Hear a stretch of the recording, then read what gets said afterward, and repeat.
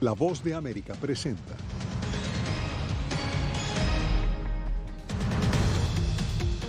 Estados Unidos reanuda su presencia diplomática en Ucrania. Rusia continúa sus ataques. Victoria de Macron en Francia calma a los aliados de la OTAN. Además, Estados Unidos modifica el procedimiento para admitir refugiados ucranianos. Y Nicaragua allana sede de la OEA en Managua.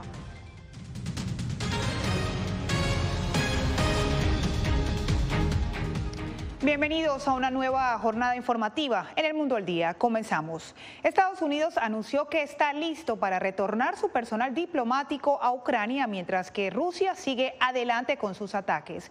La decisión fue tomada tras el primer encuentro de alto nivel entre los dos países desde que se inició la guerra en febrero. Y para ampliar esta información nos conectamos a la Casa Blanca, donde se encuentra nuestro compañero Jorge Agobián con toda la información. Jorge, cuéntanos, ¿qué dijo la Casa Blanca? Tiva Lisset, durante esta jornada la Casa Blanca resaltó uno de los puntos más importantes de este encuentro de alto nivel entre Estados Unidos y Ucrania durante el fin de semana. Y es el tema económico, la ayuda o la asistencia militar que ha otorgado Estados Unidos a Ucrania hasta este momento. La pregunta que se le hizo a la secretaria de prensa, la portavoz del presidente Joe Biden, es si existe un tope en esta ayuda que ha otorgado Estados Unidos y que dice que continuará otorgando. No respondió a esa pregunta, pero dijo que forma parte también de una decisión que tendrá que tomar el Congreso estadounidense, que por cierto retornó a Washington luego de un receso este lunes. Otro de los temas importantes, el regreso del cuerpo diplomático a Kiev. Aquí está el reporte. Tras la primera visita de alto nivel de Estados Unidos a Ucrania desde que empezó la guerra en febrero, Washington alista el retorno de su personal diplomático a ese país, que empezaría esta misma semana. Así lo detalló el secretario de Estado Antony Blinken desde Kiev. Creo que probablemente comenzaremos en Lviv y luego nos mudaremos a Kiev. Puede llevar algunas semanas. El anuncio sigue a la decisión de varias naciones europeas que también han iniciado el proceso de retorno a sus embajadas. A la par, este lunes el presidente Biden anunció la nominación de su candidata como embajadora estadounidense en Ucrania. En ese país, los secretarios de Estado y de Defensa comprometieron más de 713 millones de dólares en financiamiento militar para Ucrania y otros países europeos. Hasta la fecha, Estados Unidos ha comprometido más de 3.000 millones de dólares en asistencia de seguridad a Ucrania, pero el gobierno de Zelensky estaría apostando por más. En total, unos 2.000 millones de dólares mensuales, según dijo al diario The Washington Post el ministro de Finanzas ucraniano, y así lo justificaba el canciller de ese país. Porque si en serio quieren que ganemos esta guerra, si en serio quieren que detengamos a Putin en Ucrania y no le permitamos adentrarse más en Europa, entonces deberían proporcionarnos todo lo que necesitamos. Estados Unidos pareciera estar alineado con las dos ideas. Queremos ver a Rusia debilitada hasta el punto que no pueda hacer el tipo de cosas que ha hecho al invadir Ucrania. Rusia, por su parte, defendió su arremetida y prometió el resguardo de un corredor humanitario en Mariupol, algo que Ucrania contradice. El embajador adjunto de Rusia ante Naciones Unidas negó que su ejército esté debilitado, como sugirió Blinken en su visita oficial. ¿Y qué hay que estar pendiente este martes? Pues lo principal será la reunión de alto nivel también entre el secretario general de Naciones Unidas, Antonio Guterres, y el presidente ruso, Vladimir Putin. Eso va a ocurrir en Rusia este martes. Se espera que el secretario general de Naciones Unidas también se reúna posteriormente esta semana con el presidente de Ucrania. Tiva Lisset. Agradecemos a Jorge Agobián por su informe desde la Casa Blanca. Y por otra parte, el indiscutible triunfo de Emmanuel Macron en Francia fue bien recibido por los países miembros de la OTAN, susceptible ante la nueva situación de seguridad europea que plantea la invasión rusa a Ucrania. Laura Sepúlveda nos explica. Las elecciones que dieron el triunfo al presidente Emmanuel Macron en su segundo término podrían no necesariamente darle un respiro político, pues dice el director encargado de la encuestadora Ipsos, el país se encuentra no solo dividido, sino fracturado.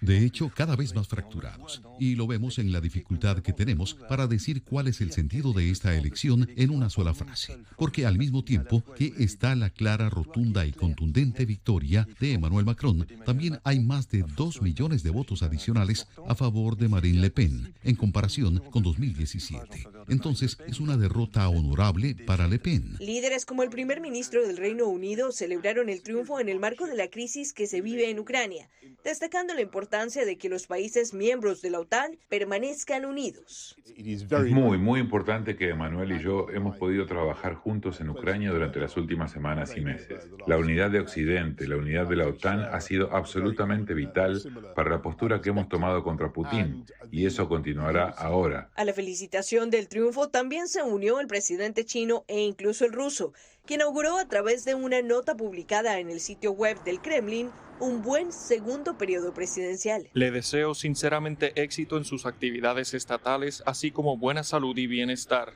El triunfo de Macron le permite a Francia permanecer no solo en la Unión Europea, teniendo en cuenta la intención de Le Pen de avanzar hacia el Brexit, sino de seguir siendo parte de la Organización del Tratado del Atlántico Norte OTAN, cambio que también era contemplado ante una posible nueva administración. Laura Sepúlveda, Voz de América. Y el asesinato de una joven de 18 años en México ha movilizado a miles de mujeres ante las alarmantes cifras de feminicidios. Javier Egar con el informe.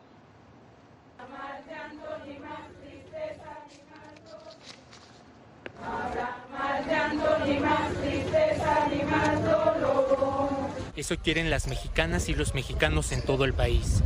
Denuncian una nueva ola de feminicidios. ¡Ni una más! ¡Ni una más! El caso que sacude a México hoy es el de Devani Escobar. Desapareció el pasado 9 de abril tras haber asistido a una fiesta. Las autoridades dicen que la joven sufrió una contusión profunda de cráneo. El fiscal Gustavo y su equipo nos mostraron una serie de evidencias, sobre todo unos videos, en los que pues vemos que la señorita Devani entró al inmueble sola. El inmueble es el Motel Nueva Castilla. Nos damos cuenta que ya esta investigación ya toma una situación que lo llevará mediante la Fiscalía de Feminicidios para llevar la investigación con una perspectiva de género. Otra evidencia es esta foto tomada a la joven de 18 años en la autopista Nuevo Laredo. Se dice que por día son 9 mujeres desaparecidas. ¿En Sinaloa o en el país? En el país. La situación es grave porque los feminicidios van ganando terreno. Según el Registro Nacional de Personas Desaparecidas y No Localizadas, durante el gobierno de Andrés Manuel López Obrador, las mujeres desaparecidas ascienden a 7.911. Javier Egar, Voz de América, Ciudad de México. En Nicaragua, la Policía Nacional mantiene ocupada la sede local de la Organización de Estados Americanos. Donaldo Hernández nos explica que el organismo multilateral repudió el acto con dureza. La Secretaría General de la Organización de Estados Americanos denunció que el gobierno de Daniel Ortega ocupó sus oficinas en Managua, a pesar de que Nicaragua sigue siendo miembro fundador del organismo continental. Las autoridades nicaragüenses han ocupado ilegítimamente las oficinas de la Organización de los Estados Americanos en Managua. Sus oficinas, archivos y documentos gozan de la más absoluta inviolabilidad. Su violación por las autoridades nicaragüenses les hace internacionalmente responsables por sus consecuencias. Su sede local ha sido cerrada. Las oficinas de la OEA fueron ocupadas por la Policía Nacional de Nicaragua, luego que el jefe de la diplomacia nicaragüense anunció la noche de este domingo su ruptura con el organismo. El pueblo heroico de esta Nicaragua bendita y siempre libre expulsa a la nefasta Organización de Estados Americanos. El canciller Denis Moncada acusó a la OEA de ser un instrumento del gobierno de Estados Unidos para desestabilizar a gobiernos legítimos. No tendremos presencia en ninguna de las instancias de ese diabólico instrumento de la mal llamada OEA. Las relaciones entre el gobierno de Daniel Ortega y la OEA se agravaron tras las elecciones presidenciales de noviembre pasado, las cuales fueron calificadas por su secretario general y por la mayoría de los países del organismo como ilegítimas. Donaldo Hernández, Voz de América. Al beneficiario. Al volver, la nueva respuesta del gobierno salvadoreño contra las pandillas.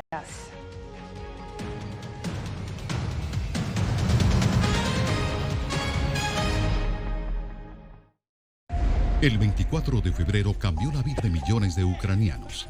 La invasión de Rusia a Ucrania puso sus vidas en pausa. Mujeres, ancianos y miles de niños huyen cada minuto del país.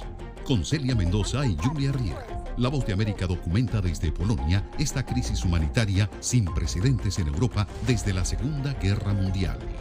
Vidas en pausa. Encuéntralo en vozdeamerica.com.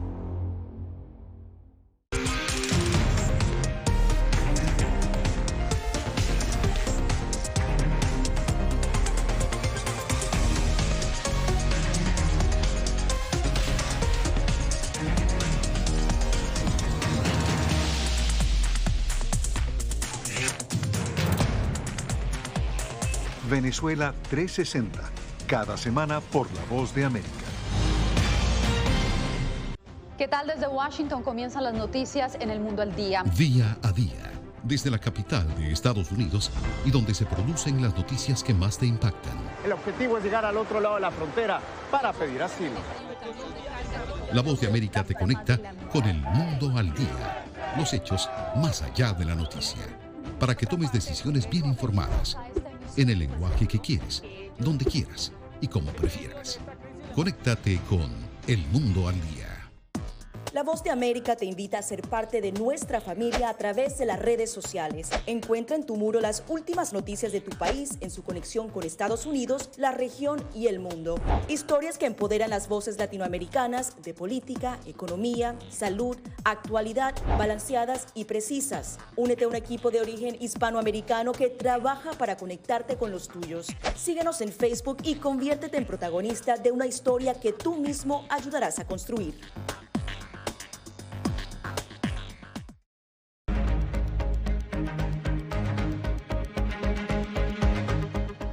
La frontera sur ya no será una opción de ingreso a Estados Unidos para los ucranianos. Vicente Calderón nos informa sobre el inicio del programa Unidos por Ucrania para ayudar a estos ciudadanos que huyen de la guerra.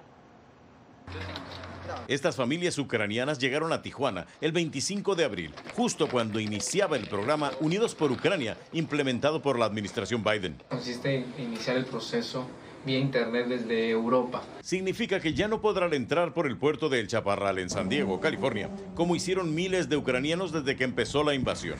Mediante este plan, pueden permanecer en Estados Unidos durante 2 años si cumplen con una serie de requisitos. Hay ya organizaciones en la Ciudad de México de ucranianos, de los que estaban aquí en Tijuana, para avisarles que ya no vayan a Tijuana, porque ya está cerrada la garita. Fue una dura sorpresa para Tania y los demás que ya tenían los arreglos para entrar a Estados Unidos por México. Hasta ayer, la única alternativa para muchos de los desplazados por la guerra. Por favor, ayúdenos. Estamos aquí por la guerra. Estamos cansados. Esta unidad deportiva en Tijuana albergó a miles durante horas o días mientras los recibían en las garitas. Gente como Anya, que esperó apenas mediodía en la frontera tras un largo recorrido internacional. Para ella fue un alivio, a pesar de las 13 horas de vuelo, pues atrás quedaron las atrocidades que vio en Kiev. En Ucrania, los bombardeos, el pánico. Los rusos hicieron cosas terribles a la gente. Los voluntarios norteamericanos que dirigen este albergue piden dejen entrar a quienes ya estaban en tránsito o no se enteraron antes del Unidos por Ucrania.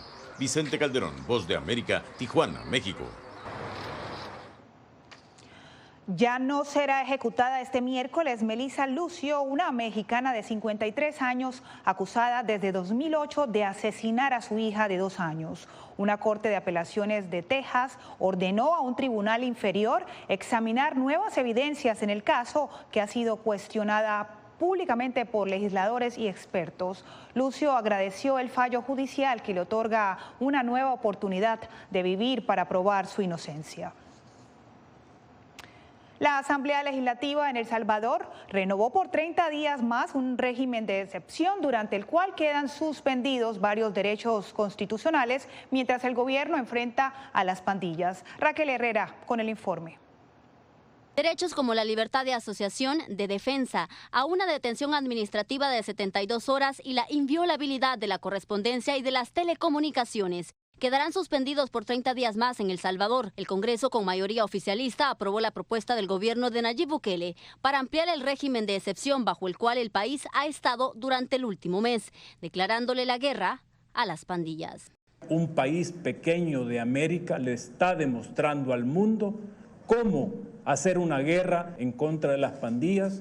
La medida fue aprobada con los votos del oficialismo y sus aliados, mientras que los partidos de oposición cuestionaron que las condiciones por las que se aprobó la suspensión de derechos ya no están vigentes. Lo que se concluye de la solicitud del Consejo de Ministros es que están diciendo que no se puede combatir la inseguridad, que no se pueden perseguir a los criminales sin quitarle los derechos constitucionales a todos los salvadoreños. Nosotros, con el mayor de los gustos, por mi parte esto debería de ser eterno hasta que desaparezca el último terrorista de este país. La policía y fiscalía salvadoreña capturaron durante el último mes a más de 16,000 personas acusadas de presuntamente ser pandilleros o colaboradores de estos grupos delincuenciales. Las detenciones también se han dado en medio de cuestionamientos por posibles violaciones a los derechos humanos y capturas arbitrarias. Esta narrativa del gobierno lo que ha venido en primer lugar es a plantear que el que nada debe, nada teme, pero esto sin duda encierra posibles violaciones a derechos fundamentales. Durante el primer mes del régimen de excepción, la Asamblea Legislativa salvadoreña ha aprobado una serie de reformas al Código Penal, incluyendo castigar con hasta 15 años de cárcel la reproducción o transmisión de mensajes alusivos a las pandillas. La restricción incluye a los medios de comunicación. Raquel Herrera, Voz de América, San Salvador. En Venezuela, el sector sindical ha sufrido más de 150 detenciones durante la última década. Álvaro Algarra nos cuenta que ahora hay gran expectativa sobre la celebración de un foro auspiciado por la Organización Internacional del Trabajo. Se proyecta que se realizará una mesa de trabajo entre los representantes de la OIT, funcionarios gubernamentales y representantes de la patronal Fedecámaras, para luego ir a una reunión tripartita con sindicatos independientes del país. El director de una coalición sindical nacional, Carlos Salazar, explicó la importancia de la presencia de la OIT en el país. La OIT, ¿qué debe hacer en Venezuela? Debe hacer que se cumplan los convenios 26 de fijación de salario. 87 el convenio de libertad sindical, que establece que los sindicatos son autónomos, el derecho a la protesta, el derecho a que no nos metan presos. Con más de 150 detenciones registradas por la coalición durante los últimos 10 años y decenas de denuncias de amenazas y agresiones, los representantes sindicales de Venezuela ven hoy su sector como el más golpeado del país y critican que el gobernante Nicolás Maduro dice ser el presidente obrero. Desde el sector de los empresarios, el expresidente de Fedecámaras, Jorge Roig, integrante de la comisión, precisó que el objetivo fundamental será discutir problemas que tienen acumulados desde hace 13 años y avanzar en posibles soluciones. Es una rendija que tenemos que aprovechar, es una donde espacios que nos den para conversar tenemos que ver cómo logramos mejores cosas. Hay pequeños avances en el movimiento empresarial, hay cosas que se han logrado. El presidente Nicolás Maduro ratificó a través de su cuenta en Twitter a la Organización Internacional del Trabajo su disposición plena de proteger a la clase obrera y continuar reforzando la estabilidad laboral. Álvaro Algarra, Voz de América, Caracas. Y en Ecuador, el naufragio de un barco en Galápagos provocó un derrame de combustible. Néstor Aguilera nos informa sobre los esfuerzos de las autoridades para contenerlo. Desde el aire se advierten las manchas de combustible sobre el mar, luego del hundimiento de la embarcación turística Albatros en la isla Santa Cruz, localizada en Galápagos. Ahora nos encontramos realizando un monitoreo para evaluar el estado de la fauna en los sitios donde en horas de la mañana evidenciamos una gran presencia de combustible. Actualmente no hemos encontrado ninguna afectación. La nave contenía alrededor de 2.000 galones de diésel, explicó el Ministerio de Ambiente, que colocó barreras y paños absorbentes para contener el derrame. Se han colocado las barreras de contención, se ha evaluado la aplicación de dispersantes en diferentes sitios de la bahía. Entre las autoridades locales hay preocupación por el hundimiento del barco y sus secuelas, que presuntamente habría ocurrido debido a la rotura de una tubería. La alcaldía también trabajó en la limpieza de las playas afectadas. Es un trabajo que necesita paciencia, pero que lo estamos controlando. Pues como ya se puede ver, ya ha bajado bastante el tema del diésel en la superficie y estamos avanzando. Desde 1978, las Islas Galápagos son consideradas por la UNESCO como Patrimonio Natural de la Humanidad. En los últimos años ha cobrado notoriedad la presencia en zonas cercanas de flotas pesqueras internacionales que han puesto en peligro su frágil ecosistema. Néstor Aguilera, Voz de América, Quito. Más adelante le contamos la más reciente medida en Colombia para manejar el coronavirus.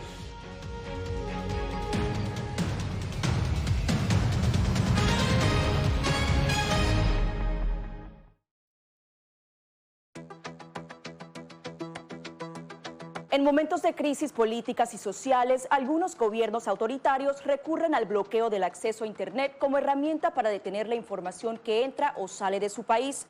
No obstante, existen algunas alternativas que te ayudarán a continuar conectado a la red a pesar de la censura oficial. Una de las más efectivas es el VPN o red virtual privada por sus siglas en inglés. La VPN pretende simular que la persona está en otro lugar del mundo y no en el país que esté restringiendo el acceso a Internet, de manera que es incapaz de detectar esa conexión interna y así se puede utilizar Internet con normalidad. Las ofertas de VPN en el mercado son muchas y las puedes buscar escribiendo las iniciales VPN en los motores de búsqueda, pero es importante descargarla o adquirirla antes de perder la conexión al Internet. Aquí te ofrecemos algunas opciones.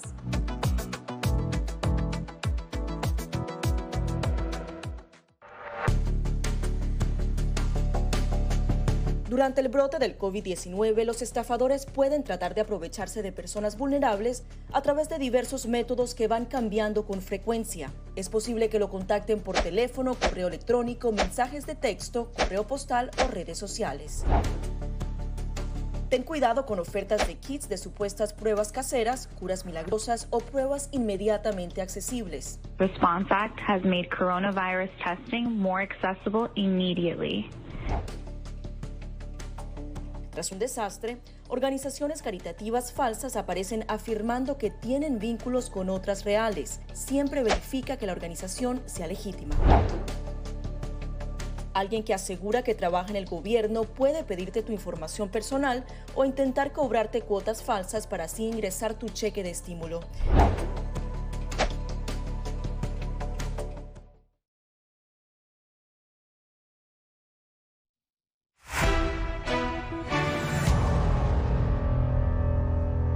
Beijing comenzó a hacer pruebas de COVID-19 a sus 21 millones de residentes en 16 distritos y este lunes cerraron distritos comerciales y empresas por un nuevo brote. Aunque se han detectado 70 casos desde que comenzó el brote el pasado viernes, las autoridades han tomado medidas extremas para evitar que se propague el virus. La ciudad de Shanghái, que lleva más de 2 semanas en cuarentena, reportó más de 19,000 nuevos contagios y 51 muertos durante las últimas 24 horas.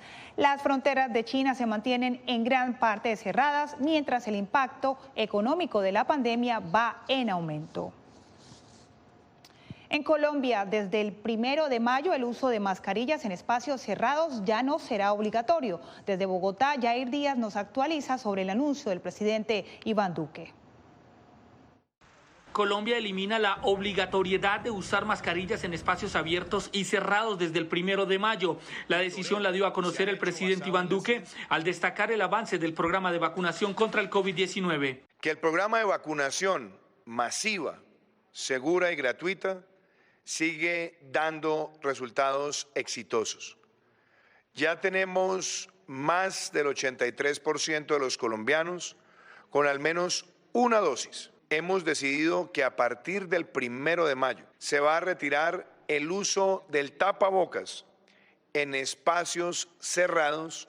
La medida contempla excepciones para evitar nuevos repuntes de casos de coronavirus. Servicios de salud, centros geriátricos, transporte marítimo, aéreo, fluvial y terrestre. Y centros educativos, eso también teniendo en consideración que todavía mantenemos una baja cobertura de vacunación. Colombianos consultados por La Voz de América expresaron opiniones diversas en torno a la medida. Sí, es bueno. Pues en sí ha sido un poco tedioso, ya casi 2 años, ¿no? Más de 2 años con tapabocas. Es algo como necesario, pensaría yo, ¿no? Porque todavía pues estamos en riesgo. Los viajeros internacionales deben tener esquema de vacunación completo o presentar prueba negativa de COVID para ingresar a Colombia. Yair Díaz, Voz de América, Bogotá. En breve, la inusual presencia de Argentina en un festival musical de California.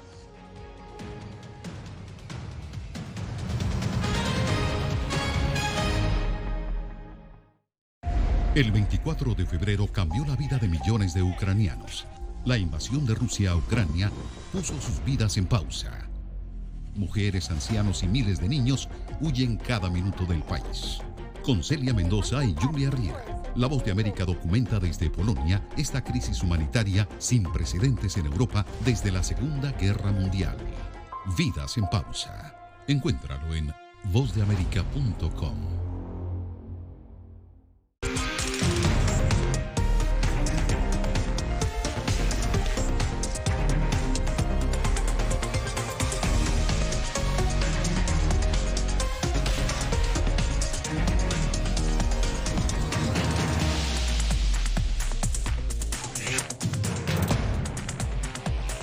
Venezuela 360, cada semana por La Voz de América. ¿Qué tal? Desde Washington comienzan las noticias en El Mundo al Día. Día a día, desde la capital de Estados Unidos y donde se producen las noticias que más te impactan. El objetivo es llegar al otro lado de la frontera para pedir asilo. La Voz de América te conecta con El Mundo al Día, los hechos más allá de la noticia, para que tomes decisiones bien informadas, en el lenguaje que quieres, donde quieras y como prefieras. Conéctate con El Mundo al Día. La Voz de América te invita a ser parte de nuestra familia a través de las redes sociales. Encuentra en tu muro las últimas noticias de tu país en su conexión con Estados Unidos, la región y el mundo. Historias que empoderan las voces latinoamericanas de política, economía, salud, actualidad, balanceadas y precisas. Únete a un equipo de origen hispanoamericano que trabaja para conectarte con los tuyos. Síguenos en Facebook y conviértete en protagonista de una historia que tú mismo ayudarás a construir.